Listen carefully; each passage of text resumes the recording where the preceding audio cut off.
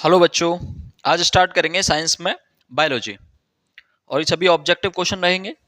लगभग 60 से 65 क्वेश्चन मैं यहाँ कराने वाला हूँ और सभी क्वेश्चन इंपॉर्टेंट हैं जो गत वर्षों में पूछे गए हैं। आप यहाँ देख सकते हैं कि 2016 में आया हुआ क्वेश्चन है, 2016 है, 18, 19, यानी कि जितने भी क्वेश्चन हैं सब प्रीवियस ईयर में पूछे गए हैं। चलिए स्टार्ट करते हैं। सबसे पहला क्वेश्चन है प्रश्न नंबर 1। प्रकाश संश्लेषण क्रिया में ऑक्सीजन गैस निकलती है। जो प्रकाश संश्लेषण की क्रिया होती है उसमें जो गैस निकलती है ऑक्सीजन, वो कहां से टूट के निकलती है? सबसे पहली बात, प्रकाश संश्लेषण की प्रक्रिया पौधों में होती है। दूसरा, इसको होने के लिए CO2 और प्रकाश जल की आवश्यकता आपको पड़ती है। और जो हमें आउटपुट में ऑक्सीजन मिलती है वो जल के टूटने के कारण मिलती है। दैट मीन आपका करेक्ट आंसर होगा ऑप्शन बी, यानी कि जल से। अगला क्वेश्चन, प्रकाश अवक्रिया होती है। तो जो आपकी प्रकाश अवक्रिया होती है वो पत्ती में हरित लवक के ग्रेना में होती है, यानी ऑप्शन नंबर बी। अगला क्वेश्चन, क्लोरोप्लास्ट के ग्रेना में बनते हैं। तो क्लोरोप्लास्ट के ग्रेना में ATP तथा NADP, यानी कि ऑप्शन सी आपका करेक्ट होगा। चलिए आगे, क्वेश्चन नंबर 4। क्लोरोफिल अवशोषित करता है, यानी क्लोरोफिल किसको अवशोषित करता है? तो जो क्लोरोफिल होता है वो पत्तियों में पाया जाता है, पत्तियों में क्लोरोफिल पाया जाता है और ये इसके अंदर जो भी क्लोरोफिल है जो पड़ने वाले प्रकाश को एब्जॉर्ब कर लेता है, यानी कि ऑप्शन सी प्रकाश ऊर्जा। ये प्रकाश ऊर्जा को अवशोषित करने का काम करता है। देख सकते हैं आप, मैं वही बता रहा हूं कि 2022, 16 सब प्रीवियस ईयर क्वेश्चन है। बस इनको लगा लीजिए। आपको मैं जितने भी क्वेश्चन करा दूंगा आपको साइंस में, पेपर में जाने से पहले आप इन क्वेश्चनों को कर लेना, आपको सभी क्वेश्चन सेम टू सेम मिल जाएंगे। अगला क्वेश्चन, हरित लवक के स्ट्रोमा में कौन सी क्रिया होती है? तो हरित लवक के स्ट्रोमा में ऑप्शन बी अप्रकाशीय अभिक्रिया होती है। क्वेश्चन नंबर 6, पादपों में वायु प्रदूषण कम करने वाली प्रक्रिया है। देखो, पादपों में ऐसी कौन सी प्रोसेस होती है जो वायु प्रदूषण नहीं होने देती, मतलब कम करती है उसको? तो देखो, पौधों में श्वसन है, वाष्पोत्सर्जन है। तो वाष्पोत्सर्जन तो पानी को बाहर निकालने का एक प्रोसेस है। प्रोटीन संश्लेषण, प्रकाश संश्लेषण। देखो, वायु प्रदूषण तब कम होगा जब हमें ज्यादा से ज्यादा ऑक्सीजन मिलेगी। ऑक्सीजन कब मिलती है? जब प्रकाश संश्लेषण होता है। That mean option B, option B. चलिए आगे, पायरुवेट, पायरुवेट के विखंडन से यह कार्बन डाइऑक्साइड जल तथा ऊर्जा देता है, यह क्रिया होती है, या पायरुवेट के विखंडन की प्रक्रिया संपन्न होती है। तो ये कहाँ होती है? तो ऑप्शन बी माइटोकॉन्ड्रिया में होती है। यानी कि पायरुवेट का टूटना, यानी पायरुवेट से ग्लूकोज बनता है, वो कहाँ बनता है? तो वो बनता है माइटोकॉन्ड्रिया में। ठीक है, चलिए आगे। स्वपोषी पोषण के लिए आवश्यक है, यानी कि स्वपोषी सिर्फ पौधे करते हैं। तो जो स्वपोषी है यानी पौधों में पोषण के लिए क्या क्या आवश्यक है, मैंने पहले बताया था। CO2 आवश्यकता है, CO2 है। जल की आवश्यकता है, क्लोरोफिल पौधे में पाया जाता है, और सूर्य के प्रकाश की, यानी कि ऑप्शन डी करेक्ट हो जाएगा। इसमें सभी उपलब्ध हैं, ऑप्शन डी। चलिए क्वेश्चन नंबर 9, निम्नलिखित में से कौन विषमपोषी नहीं है? निम्न में से कौन विषमपोषी नहीं है? विषमपोषी मतलब जो जैसे होलोजोइक बोलते हैं, यानी कि उनको खाने का काम करता है। देखो, फफूंदी भी है, यीस्ट भी है। आपका मनी प्लांट का पौधा ये आपका विषमपोषी नहीं है। बाकी और चीजें सब कुछ खाने का काम करती हैं, मनी प्लांट एक पौधा होता है, तो ये विषमपोषी में नहीं आएगा। ये आपका ऑटोट्रॉफ्स के अंदर आ जाएगा, स्वपोषी के अंतर्गत। चलिए, आहार नाल की सी के आकार की संरचना है। तो आहार नाल आपके मुंह से स्टार्ट होती है और वेस्ट मटेरियल निकालने तक खत्म होती है। तो इसमें सी के आकार की संरचना क्या होती है? जैसे अगर मैं थोड़ी सी आपको डायग्राम ड्रॉ करने की कोशिश करूं,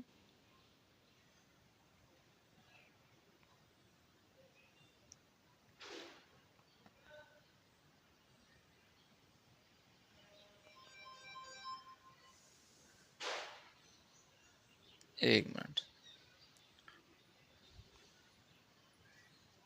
बन ही नहीं पा रहा है।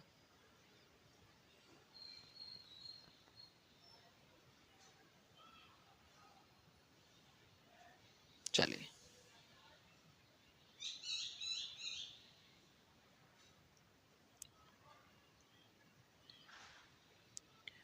एक मिनट, थोड़ा सा वेट करेंगे। तो देखो, ये आपका आमाशय है, यानी कि पेट है, और पेट के बाद जैसे ये छोटी आंत है आपकी, ये छोटी आंत है, तो छोटी आंत है, तो इसमें ये वाला हिस्सा जो होता है सी के आकार का, इसे क्या बोलते हैं? यानी यहां से और यहां तक ये जो आकार हिस्सा है, इसको क्या बोलते हैं? इसको हम बोलते हैं ग्रहणी, इसको बोलते हैं ग्रहणी। Option B is correct. चलिए आगे, अगला क्वेश्चन है, मनुष्य में ग्रास नलिका की लंबाई होती है, जो ग्रास नलिका है मनुष्य में, उसकी लंबाई कितनी होती है? तो ऑप्शन बी 25 से 30 सेंटीमीटर इसकी लंबाई होती है।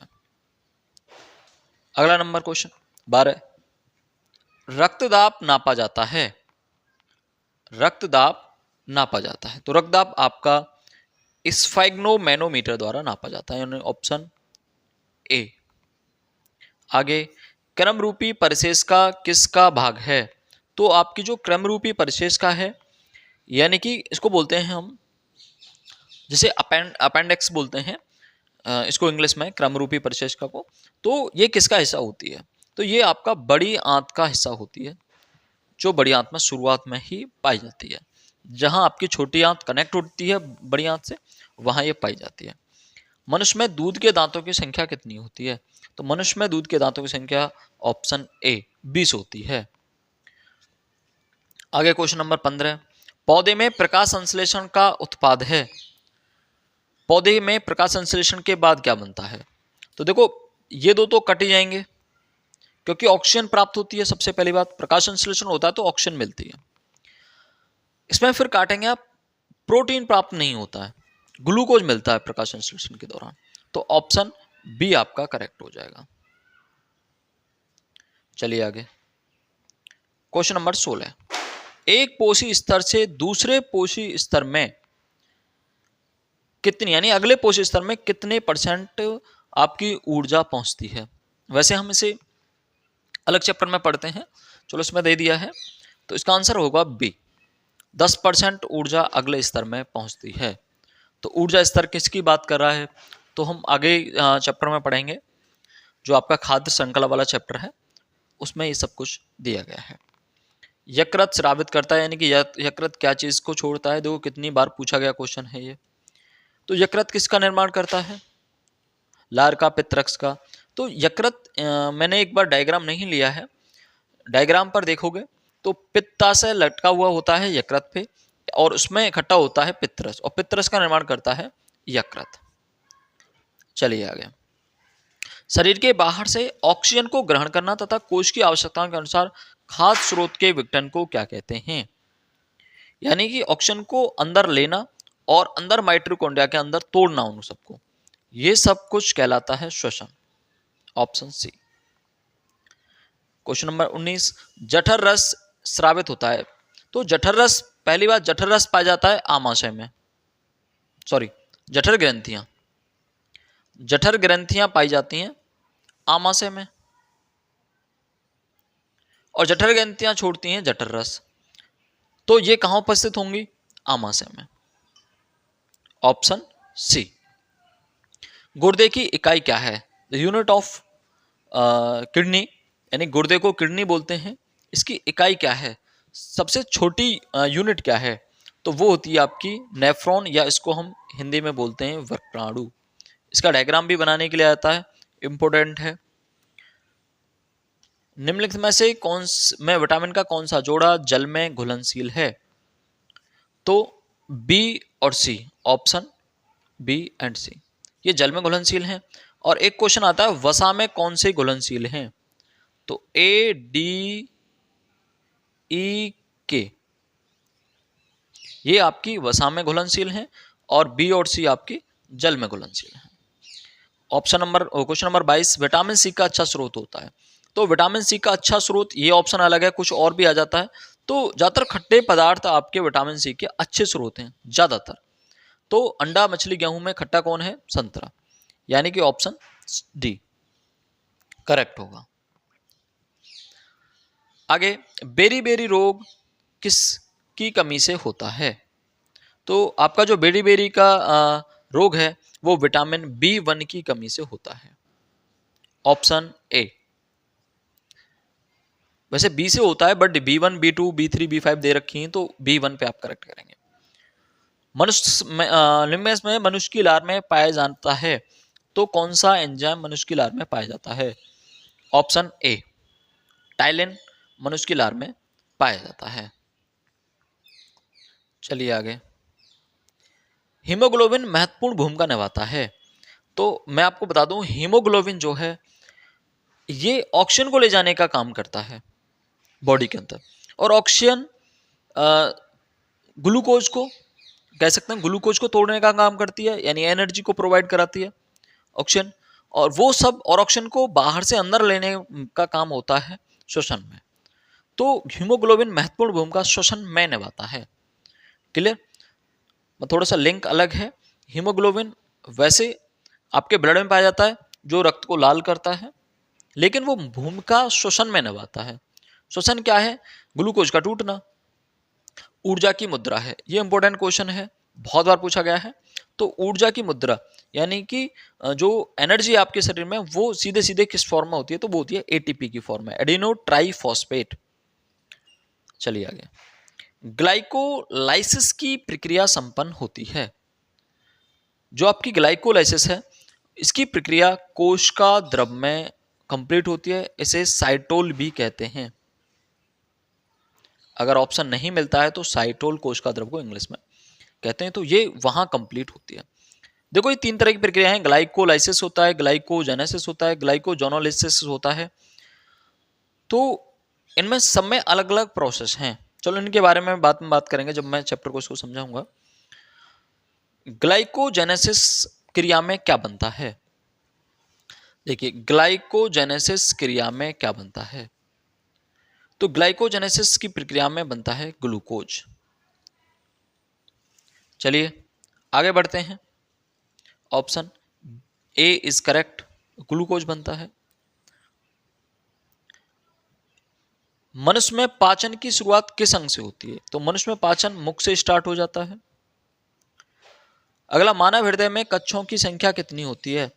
मानव हृदय में कोष्ठ या कक्ष ये होते हैं 4। थोड़ा सा मैं आपको डायग्राम बता देता हूं। जैसे हार्ट इस तरह का नहीं होता, बट मैं मान लेता हूं इस तरह से है। तो इसमें इसको हम 4 भागों में डिवाइड कर सकते हैं।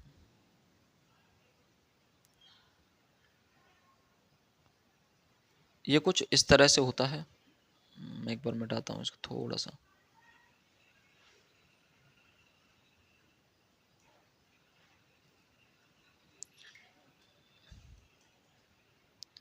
चलिए, मतलब ऐसे करेंगे, मैं सीधे से 4 भागों में डिवाइड कर देता हूं।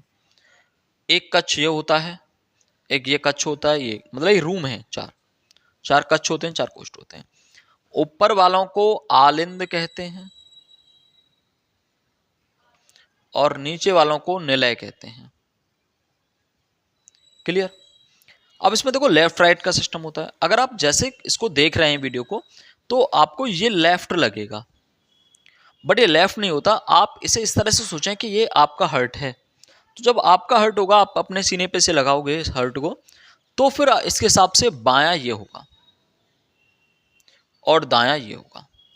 तो बस यही याद रखना कि ये आपका हर्ट है, ये बायां होगा और ये दायां होगा। ठीक है? इसको आलिंद बोलते हैं और इसको निलय बोलते हैं। नीचे वालों को निलय, ऊपर वालों को आलिंद। आगे, पल्मोनरी सिरा खुलती है या रुधिर लाती है। तो अच्छा, इसको पूरा समझाने का वो होता है, बाकी मैं यहाँ ऑब्जेक्टिव क्वेश्चन ही करा रहा हूँ। पल्मोनरी सिरा वो सब यहीं से रिलेटेड हैं, ये सब कुछ इनसे रिलेटेड है कि यहाँ से कुछ वो जाती हैं, फिर ऊपर से फेफड़ों से निकल के फिर अंदर आती हैं। चलिए उसके बारे में मैं डिटेल में बात करेंगे एक बार, जब चित्र वगैरह बनाऊंगा इसका हार्ट का, जब आपको बताऊंगा इसका। आगे, पल्मोनरी फुफ्फुस सिरा खुलती है या रुधिर लाती है। तो जो पल्मोनरी सिरा है वो आपके बाएं ऊपर वाला जो हिस्सा होता है उसमें लेकर आती है, यानी कि बाएं आलंद में। Option number B. फेफड़ों से शुद्ध रक्त आता है, तो मतलब जो ये आपकी पल्मोनरी सिरा है, पल्मोनरी सिरा है, यही फेफड़ों से शुद्ध रक्त लाती है, और इसने कहाँ छोड़ा था इसको, बाएं आलंद में। तो फेफड़ों से शुद्ध रक्त भी बाएं आलंद में आएगा, यानी यहाँ ऑप्शन ए हो जाएगा। थोड़ा सा क्वेश्चन ने घुमा दिया है, यानी क्वेश्चन तो वही है, बस थोड़ा थोड़ा सा चीजों को घुमा रहे हैं। अच्छा, ये आपकी बायोलॉजी का पहला ही चैप्टर है। रुधिर, शुद्ध रुधिर को शरीर के विभिन्न अंगों में ले जाती है। तो जो शुद्ध रुधिर है उसको पूरे शरीर में ले जाने का काम महाधमनी का होता है। वह कौन सी सिरा है जिसमें शुद्ध रुधिर प्रवाहित होता है, तो वो होती है आपकी पल्मोनरी सिरा। देखो, अगर पूछता है पल्मोनरी, वो ऐसी कौन सी धमनी है जिसमें अशुद्ध रक्त बहता है, तो भी पल्मोनरी। वह कौन सी सिरा है जिसमें शुद्ध रक्त प्रवाहित होता है, वो भी पल्मोनरी। क्वेश्चन को सुन लें, मैंने क्या बोला है, दोबारा से वीडियो को पीछे कर लें।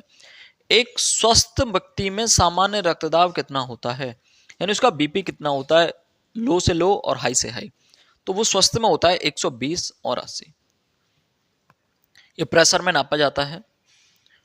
रक्त का लाल रंग, मैंने ये बताया था, रक्त का लाल जो रंग होता है वो हीमोग्लोबिन के कारण होता है। चलिए, लसिका में नहीं पाए जाते हैं, तो लसिका के अंतर्गत क्या नहीं पाया जाता है। तो जो लसिकाएं होती हैं इनमें, उनमें आरबीसी नहीं होता है, यानी कि आरबीसी को बोलते हैं लाल रुधिर कणिकाएं। मैं इनके बारे में बात करूंगा, चैप्टर को समझाऊंगा भी।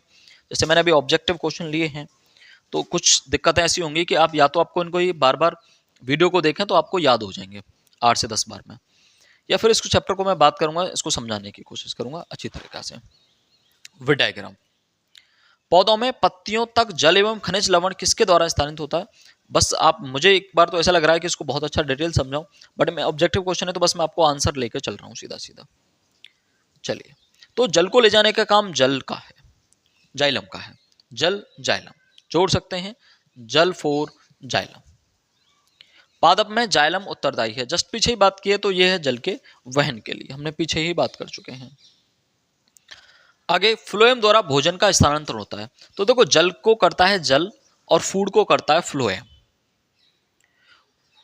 फूड को पूरे पौधे में स्थानांतरित करने का काम फ्लोएम ऊतकों का होता है, इन्हें ऊतक बोलते हैं। तो ये उसको लेकर किस फॉर्म में जाते हैं, तो वो सुक्रोज की फॉर्म में लेकर ट्रांसफर करते हैं।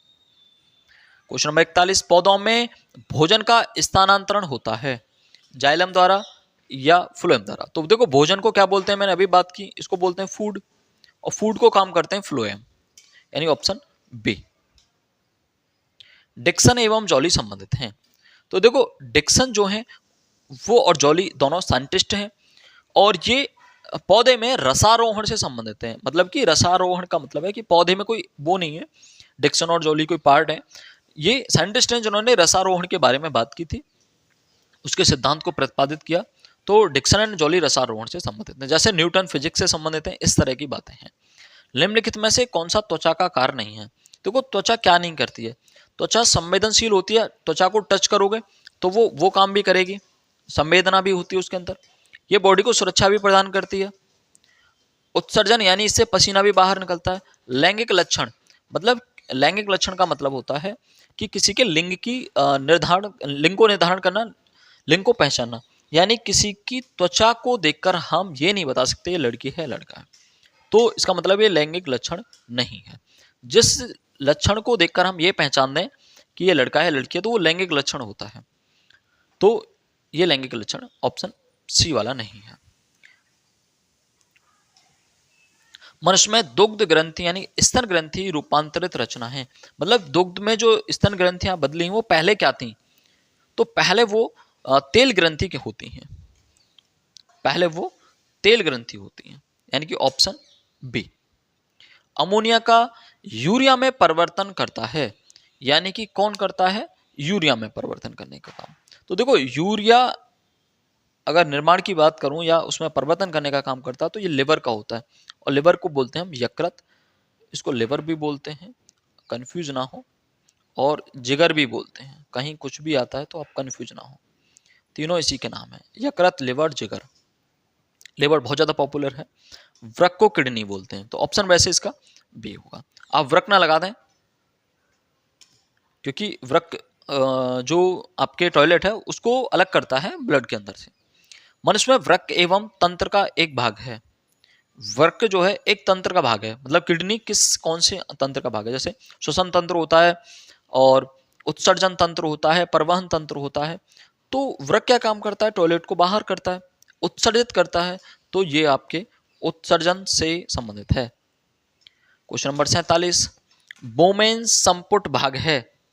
तो जो बोमेन संपुट भाग है, देखो मैं जब डायग्राम बताऊं सब कुछ समझाऊंगा ना, तो ये आपके वृक्क नलिका का भाग है, यानी कि आपके किडनी से रिलेटेड है। गर्मियों के दिनों में किस कारण दोपहर में पौधे मुरझा जाते हैं? तो गर्मियों में क्या होता है? पानी की बहुत ज्यादा कमी हो जाती है पौधे में, गर्मी ज्यादा पड़ती है तो पौधे से पानी ज्यादा निकल जाता है, पानी को निकलना वाष्पोत्सर्जन होता है, तो वाष्पोत्सर्जन की अधिकता के कारण पौधे मुरझा जाते हैं। शाम को फिर जैसे ही नमी लौटती है या थोड़ा सूरज का प्रभाव कम होता है गर्मी का, तो वापस से वो फिर से फैल जाते हैं। कूपिका या वायु कोष्ठिका, समझ रहे हैं? कूपिका यानी वायु कोष्ठिकाओं की जरूरत हमें कहाँ पड़ेगी? तो यकृत में नहीं पड़ेगी, ना आमाशय में, ना जीभ में, ये पड़ती है फेफड़ों में। कूपिका आपके फेफड़ों में पाई जाती है। एक बार आप इसे देख लीजिए, फिर से मैं पहले चैप्टर के डायग्राम से लेकर आऊंगा और उसमें कौन सी चीज कहाँ उपलब्ध है, कहाँ वो पाई जा रही है और उसका क्या फंक्शन है, इसके बारे में भी बात करूंगा। क्वेश्चन नंबर 50, 10-12 क्वेश्चन और रह गए हैं। कोश की प्रक्रमों में ऊर्जा मुद्रा है। देखो अगर किसी को लग रहा है स्लो चल रहा है तो आप 2x करके वीडियो को थोड़ा तेज देख सकते हैं। तो कोश की प्रक्रमों में ऊर्जा मुद्रा होती है आपकी एटीपी, यानी कि ऑप्शन बी। वह प्रक्रिया जिसमें जटिल कार्बनिक अणु सरल अणुओं में टूटते हैं वो कहलाती है आपकी अपचयी अपक्रिया। चरमदाह या पेलाग्रा रोग निम्नलिखित में किससे संबंधित है? यानी कौन सी विटामिन की कमी से वो होता है? तो विटामिन B5 की कमी से पेलाग्रा रोग होता है। केवल न्यूक्लिक अम्ल या प्रोटीन्स के बने होते हैं, तो न्यूक्लिक अम्ल या प्रोटीन्स के विषाणु बने होते हैं। केवल की बात कर रहा है, यही ये बात आप अपने दिमाग में रखें। द्वार कोशिकाएं यानी गार्ड सेल जिन्हें बोलते हैं, ये कहाँ पाई जाती हैं? यानी कि ये पाई जाती हैं रंध्रों में या स्ट्रोमेटा जिसमें बोलते हैं, तो ये इनमें पाई जाती हैं।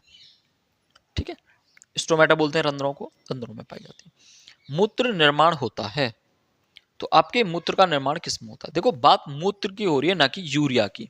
आप इसमें थोड़ा कंफ्यूज हो जाते हैं कि यूरिया और मूत्र, मूत्र की बात कर रहा है तो यूरिया वहां उसमें सम्मिलित जरूर है, बट उसको ब्लड से अलग करने का काम आपके वृक्क का होता है, किडनी का होता है। चलिए, लार में कौन सा एंजाइम पाया जाता है? लार में देखो टैलिन पाया जाता है, बट पेप्सिन, ट्रिप्सिन और लाइपेज नहीं पाए जाते, एमिलेज पाया जाता है जो आपके स्टार्च को तोड़ने का काम करता है। मैं लिख भी देता हूं, ये स्टार्च को तोड़ने का काम करता है। क्वेश्चन नंबर 27, प्रकाश संश्लेषण प्रक्रम के दौरान क्या संश्लेषित नहीं होता, क्या नहीं बनता है? आप ये देखिए, प्रकाश संश्लेषण के दौरान, तो प्रकाश संश्लेषण के दौरान ऑक्सीजन बनती है जी, जल बनता है जी, क्या ग्लूकोज बनता है जी, क्या नहीं बनता? CO2 नहीं बनता। तो ऑप्शन बी आपका करेक्ट हो जाएगा, यानी CO2 नहीं बनता। CO2 तो खाने का काम करता है, छोड़ता नहीं है। Option D, sorry B. किडमैन के बारे में से कौन सा कथन सत्य नहीं है? यह बात भी ध्यान रख लिया करें कि सत्य नहीं, कम आप जल्दबाजी में क्वेश्चन को गलत ना कर दें। तो जो किण्वन है वो प्रक्रिया या ऑक्सीजन की अनुपस्थिति में होता है, तो ये बात तो सत्य है, ऑक्सीजन की अनुपस्थिति में होता है किण्वन। यह प्रक्रम सामान्यतः यीस्ट में होता है जी, बिल्कुल यीस्ट में होता है, ये बात बिल्कुल ठीक है। इस क्रिया में पायरुवेट तथा पायरुविक अम्ल CO2 व एथेनॉल में परिवर्तित होता है जी, शराब भी इसी में बनती है, किण्वन के प्रोसेस के दौरान बनती है, यानी ऑप्शन रहेगा डी, यानी डी ऑप्शन आपका करेक्ट होगा इसके हिसाब से। मतलब मैंने जिन पे टिक किया है उन्हें ना ऑप्शन डी। आगे, वह जैव प्रक्रम जिसके द्वारा हानिकारक पदार्थों का निष्कासन होता है। निष्कासन का होने का मतलब है किसी चीज का उत्सर्जन होना, उत्सर्जित होना, तो ये उत्सर्जन प्रोसेस के दौरान होता है, यानी कि ऑप्शन आपका बी करेक्ट हो जाएगा।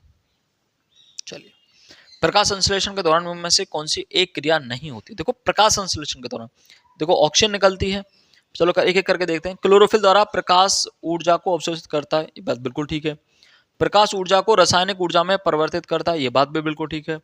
कार्बन डाइऑक्साइड का कार्बोहाइड्रेट में अपचयन होता है। और अगला है कार्बन डाइऑक्साइड का कार्बोहाइड्रेट में, बिल्कुल ये बात सही है, क्योंकि शुरुआत में जो कार्बन डाइऑक्साइड होती है आपकी वो कार्बोहाइड्रेट में बदलती है, CO2 जो होती है वो चेंज होती है। ग्लूकोज का पायरुविक अम्ल में विखंडन, नहीं ग्लूकोज बनता है, ग्लूकोज का पायरुविक नहीं बनता, यहाँ ग्लूकोज बनता है, यानी कि ऑप्शन आपका ये कट जाएंगे, ऑप्शन डी आपका रह जाएगा। ठीक है, तो इसके बाद 61 मुझे लगता है लास्ट क्वेश्चन है। निम्नलिखित में से कौन सा जोड़ा प्रकाश संश्लेषण की अभिक्रिया में प्रयोग किया जाता है। कौन सा जोड़ा मतलब किस किस को लेकर प्रकाश संश्लेषण की जाती है। चलिए देखते हैं। कार्बन डाइऑक्साइड और ऑक्सीजन